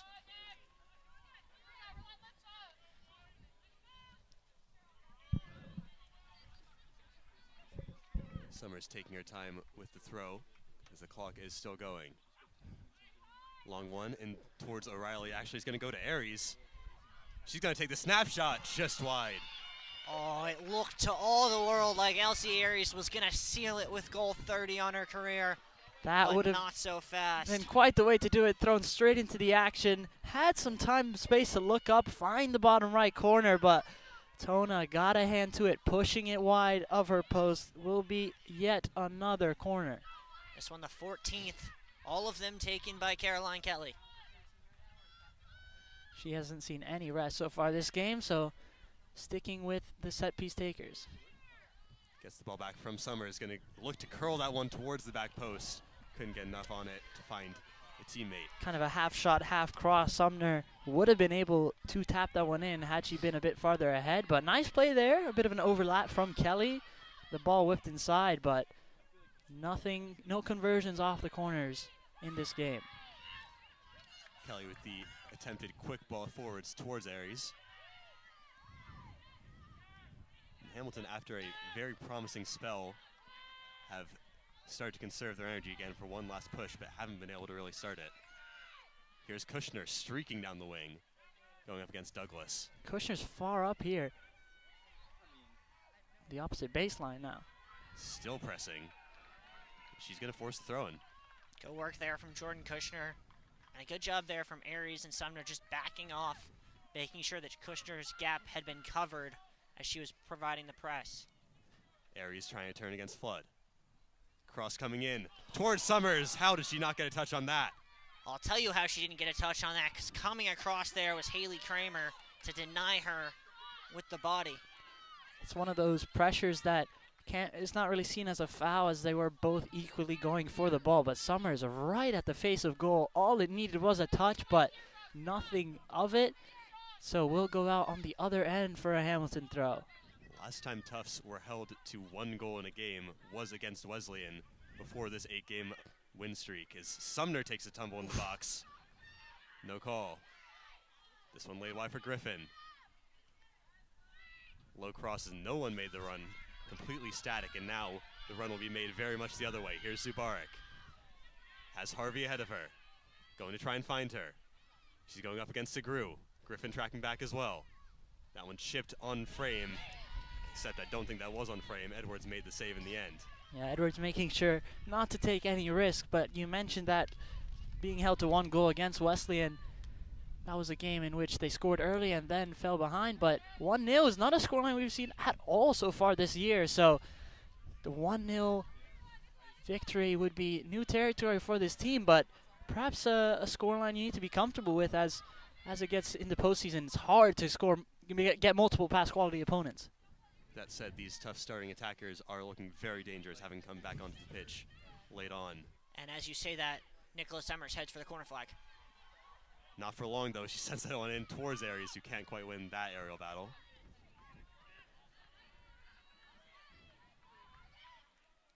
Again, Hamilton with a chance to bring it forward. Kushner out of position again. She's been really high up off the pitch, but Hamilton can't make her pay. And a great job there by Gigi Edwards to go get that ball, keep it in play, and she's going to be able to kill another 15 seconds because of it. Yeah. Disappointing ball from Sarah Flood, who was the late-on hero against Amherst. And Edwards can really punt it up as well, make Hamilton have to really build from the back. So they're able to do relatively easily. Now Zubarik trying to play that one wide towards Rahal. And Flood was running back onside, did not make the run forward. Again, Gigi Edwards going to take a couple more seconds off the clock as we tick under 3 minutes. This time, Rahal making sure Edwards can't do that for as long. But, yeah, good idea there. Flood could have had it, but the miscommunication meant that that ball couldn't find a Hamilton attacker. O'Reilly and Douglas jousting for it in midfield. 2.5 to go now. Jumbo's just looking to hold on. That one goes straight past Kushner, and O'Reilly's going to chip it over the fence. So Hamilton will get another throw in, 30 yards closer. Douglas with a high ball. Yee looking to lay it off to the back towards Sullivan. Finds Flood.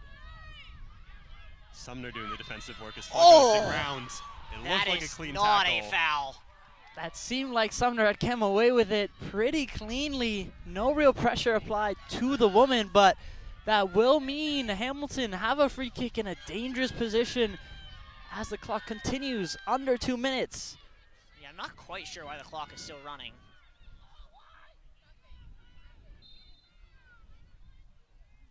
It's going to be a low delivery quickly in towards Harvey. Rahal trying to get a touch. Now it's deflected, and Edwards will take the sting out of that and take more seconds off the clock. Yeah, that was a fast shot. That deflection really coming in crucial, and thankfully right into the path of Edwards, who opts to take the punt quickly. Still quite a few Hamilton attackers far up, though. Good ball there from Kelly. See if Sumner just heads for the corner. You would expect her to, as Douglas is still applying pressure quickly. Sumner, smart decision from Wins the throw-in as well. Now they can really take their time. Yeah, I think they're going to have Jordan Kushner come take that, or maybe pretend like Jordan Kushner's going to come take that as we dip under a minute. Hamilton win it quickly back in the corner. O'Reilly, again, cuts off the attack at source. Still keeping it by the left corner. Sumner hounded, though.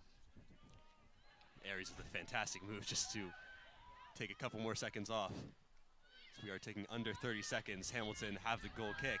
They need to get this up as fast as possible. One more attack chance. This is one where the 50-50 is crucial. You don't want a ball flicked on. Someone has to win out. Yee wins it, takes a touch off of Nicholas. Foul against the Jumbos. Clock is continuing to run, and now the referee calls for it to be stopped at 13 seconds. Nicholas took a little extra touch to the side, perhaps to kill that momentum. The referee was very aware of it. So last chance saloon, 13 seconds to go. Everyone except McMahon up in the box. I don't know why the goalie's not up. Tona opting to just watch, let it unfold. McMahon's delivery. No one making the run as it's flicked on. 8 seconds left. Chased by Zubarik. Griffin's going to get the touch. Griffin's going to get the clearance. And Tufts is going to get the win. Tufts advances to the NESCAC semifinals. What a way to do it. Had to leave it right until the end. That makes it 9 wins in a row for the Jumbos as Hamilton's season comes to a close. The favorite team here in the Jumbos coming out on top, number 2 seed. None of our predictions quite coming to fruition, but a Tufts victory in the end is what matters for them, and they'll be excited to move on to the semifinals. It is ironic that in order to do something that no one, in terms of the players in this program, had done and make it to the second round, the Jumbos had to do something they had not done all year, and that is win 1-0. But they were able to keep the Continentals off the scoreboard, and that turned out to be the difference. They also managed to do something that none of these players have ever done before, beat Hamilton. That was the task today, and they have achieved it. It was a fantastic game. We will be back shortly with a post-game interview. Stay tuned.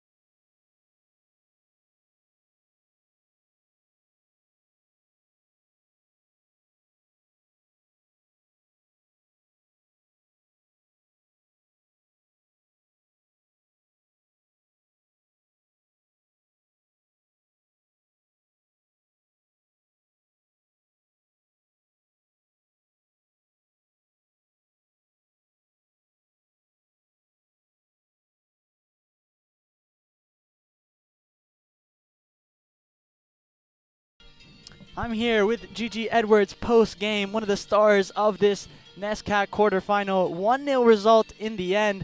It was a pretty busy day for you. Yeah. Lots of shots faced, including some crucial ones. You had a one low off your post as Yeah. well. What was it like? What does it feel? This is obviously postseason, big deal. Yeah. How'd the game feel for you? In all honesty, like, we just took it minute by minute, especially in the second half. Like, they came out, like, with their season on the line. So we really had to kind of, like, lock in, especially defensively. Like, a 1-0 game, like, our offense is normally, like, super, super good. And so they got us that goal, and so we needed to make sure we did our part.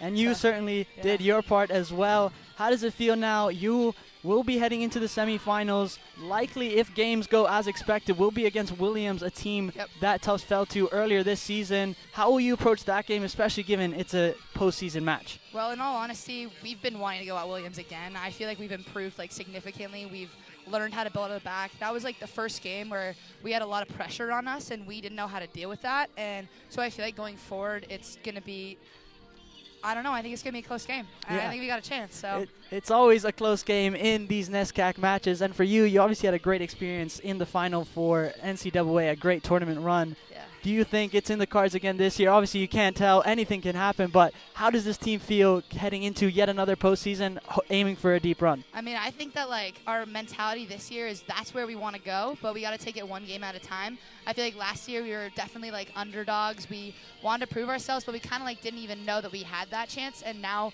we have so much talent on this team, and we know we can get there, so it's all about following through. Yeah, and Yeah. we hope you guys follow through as well. Yeah. Could be here on Bello again, depending on the Wesleyan game. But we thank you for your time. Yeah, I hope so. I'll Thank take you your so much. headset. Thank you. First ever interview for Gigi Edwards. So that is all from us today. I'd like to thank the members of our crew, freshman Zach Klein directing, John Arechavaleta, Marcus on the far cam. This is his first game, so shout out to him. We had Micah Baum, Riley Daniel commentating. I've been Max Antonini. Thank you very much for sticking with us. We do have yet another Jake Flossie, our referee, a very important member of this team, but he'll be on the next game. It will be another NESCAC quarterfinals. Tufts men's #1 team in the NESCAC against #8 Bowdoin. So that will be an entertaining one coming live shortly. So thank you very much for watching, and as always, stay home safely.